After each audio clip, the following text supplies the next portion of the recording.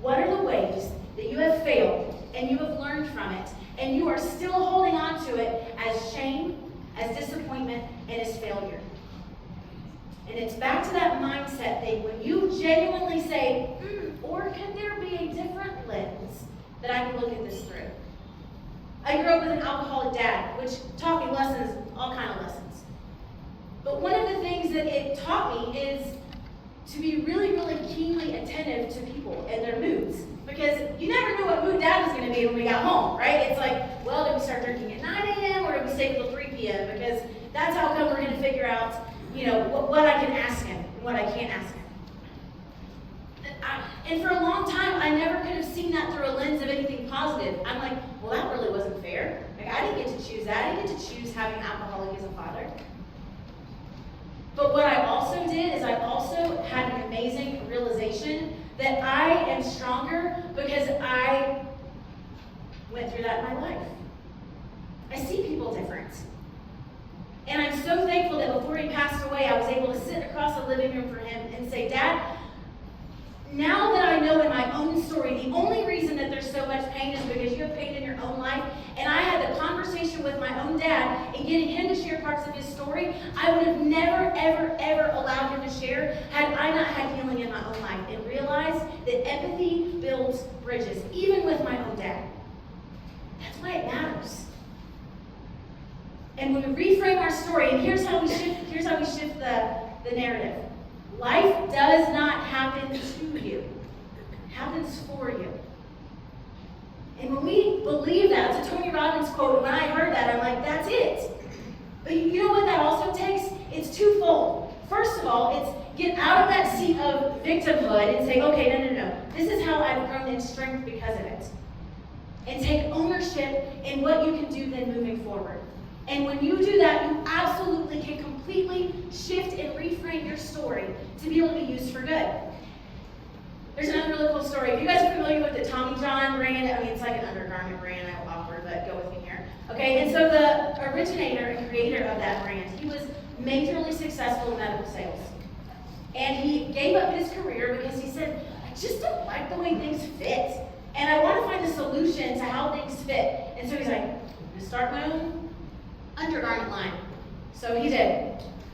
It took 5 years for him to make any money in that brand after a massively successful career. And I heard him on an interview, and I thought this was so powerful. Somebody asked him, they said, why did you keep going?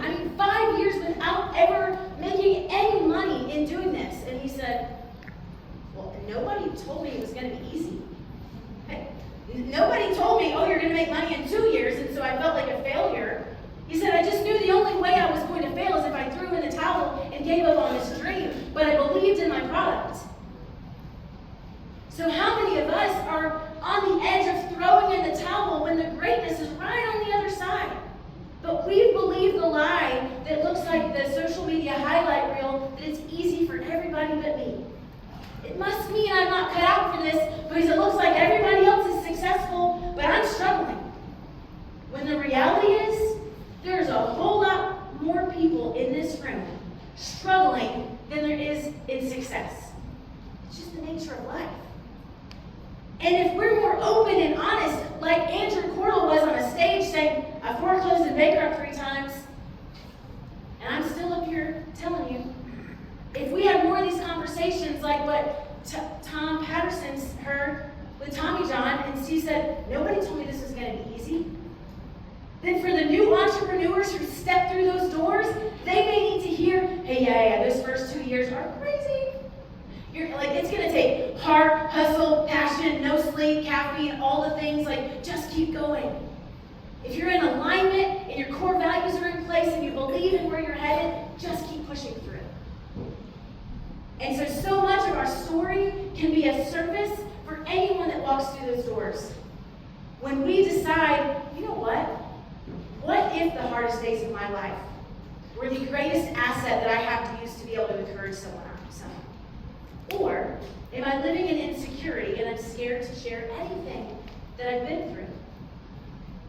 And for me, a lot of me going through my journey of literally just obliterating my life, there's a part of it that it makes it a little bit worth it if I can encourage someone else not to give up. If I can give one person hope that don't throw in the towel. Hey, yeah, I get it. You may have lost everything. Yeah, I get it. You may have made decisions you're not proud of. Sign me up. 3 years of them. But God's not done with you yet. You're not done. If you're still breathing, you still have a purpose.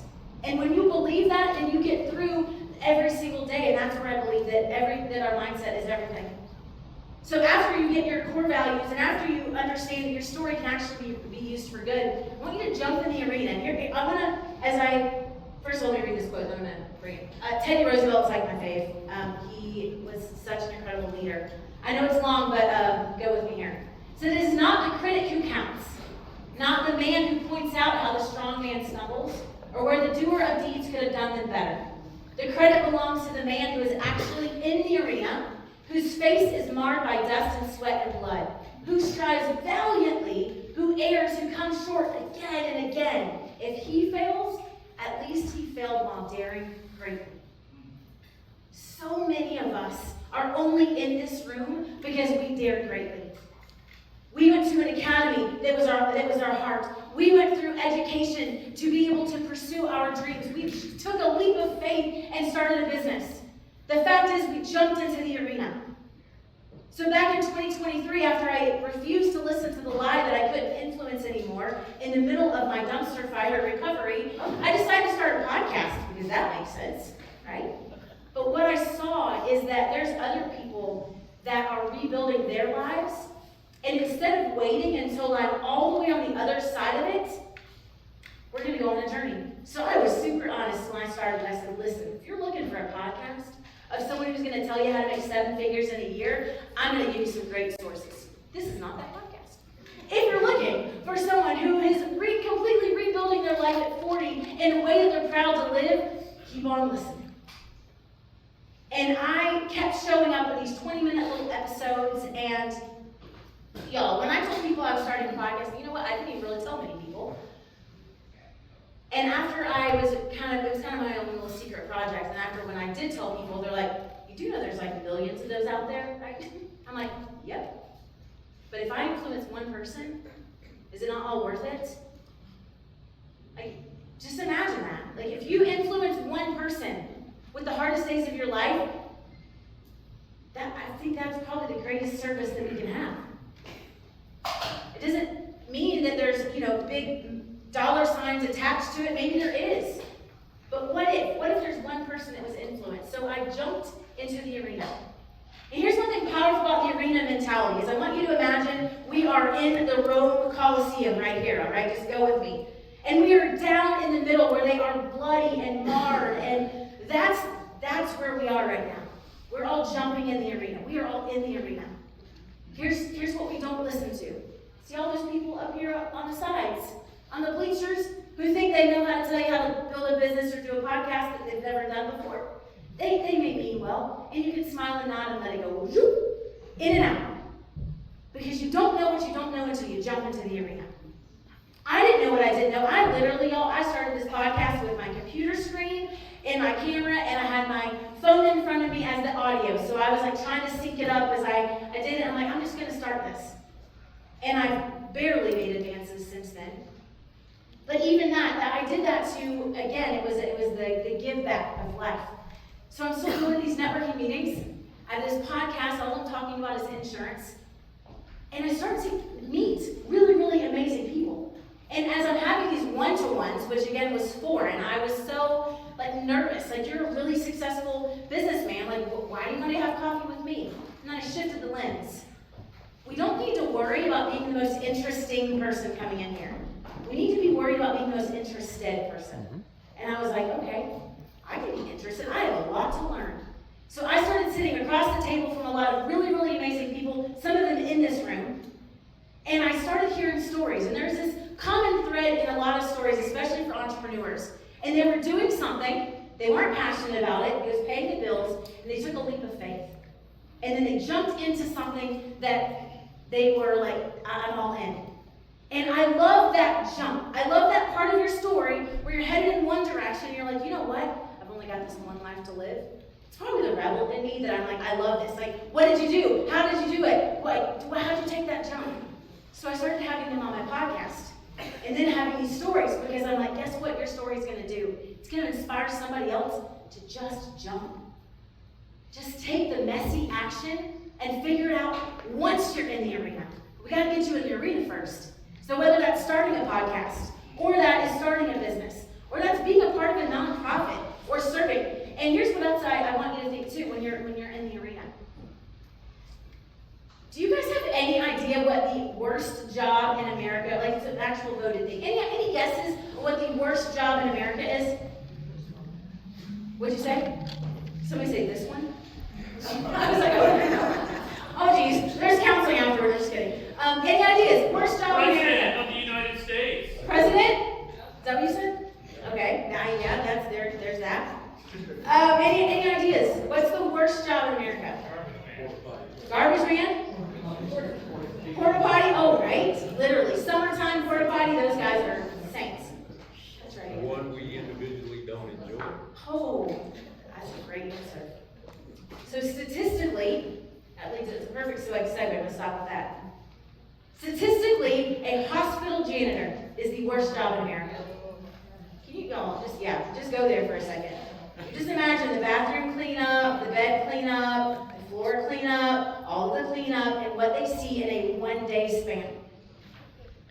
But there's this team, they're up in the Northwest, and they're a hospital janitor team, and they're called the healers and carers. They have the same exact job as any hospital janitor team across America. And they said, you know what? We have the greatest job on the planet. We get to make the bed for the last time when a family comes in and sees their loved one breathe their last breath. We get to clean the floors before the family comes in to say goodbye to their mom or dad that just left a massive legacy. We get to provide a clean space for those who are deeply, deeply ill. It's the same job with a different purpose. And so maybe instead of being dissatisfied with the job that we have, it's shifting the lens on how can we shift the perspective on the job that we have. And when we show up with purpose, that way your core values can be whatever position that you have. If I'm delivering groceries on Instacart, I can be kind and empathetic to whoever I'm dropping a grocery off, just like I can giving a keynote speech. Just like I can doing every single one of your jobs. But when we go in with a shift of our lens, how do we show up different and use our own story and care about people in a way that becomes majorly more impactful, and it has nothing to do with your job title?